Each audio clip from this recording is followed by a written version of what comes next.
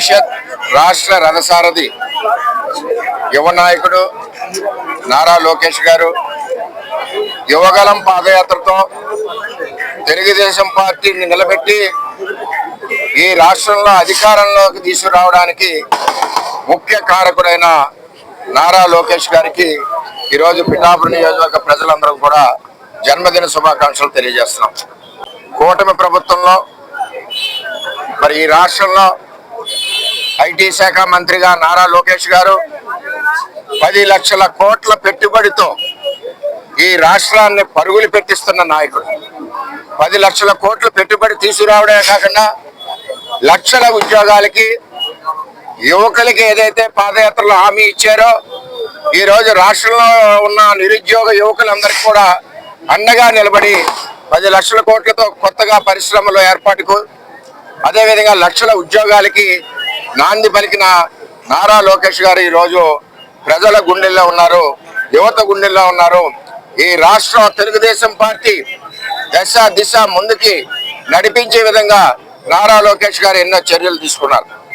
ఆయన ఈరోజు కార్యకర్తలకు ఇన్సూరెన్సే కాకుండా 1 కోటి కార్యకర్తల మెంబర్షిప్ చేయడం కానీ, మరి అదేవిధంగా ఆన్లైన్ మెంబర్షిప్ చేయడం కానీ, ఇన్సూరెన్స్ పెట్టడం కానీ ఈ దేశంలోనే మొట్టమొదటిసారిగా పెట్టిన ఘనత తెలుగుదేశం పార్టీలో అది నారా లోకేష్ గారికి చెందుతుందని నేను తెలియజేస్తా ఉన్నాను.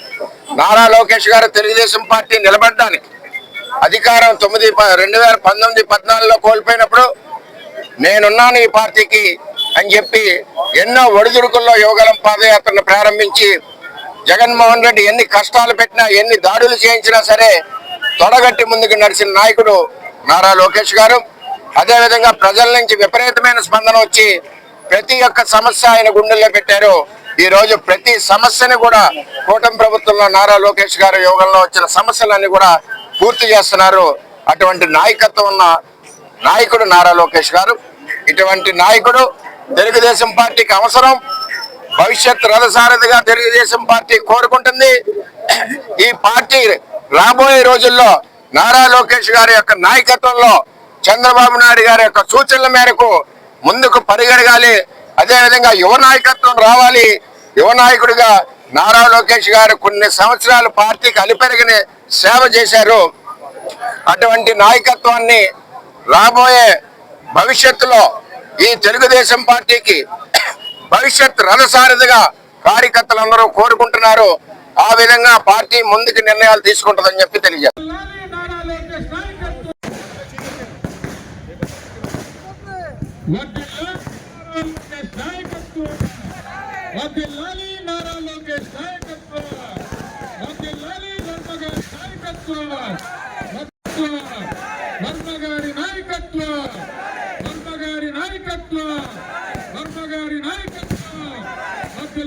నారా లోకేష్ నాయకత్వం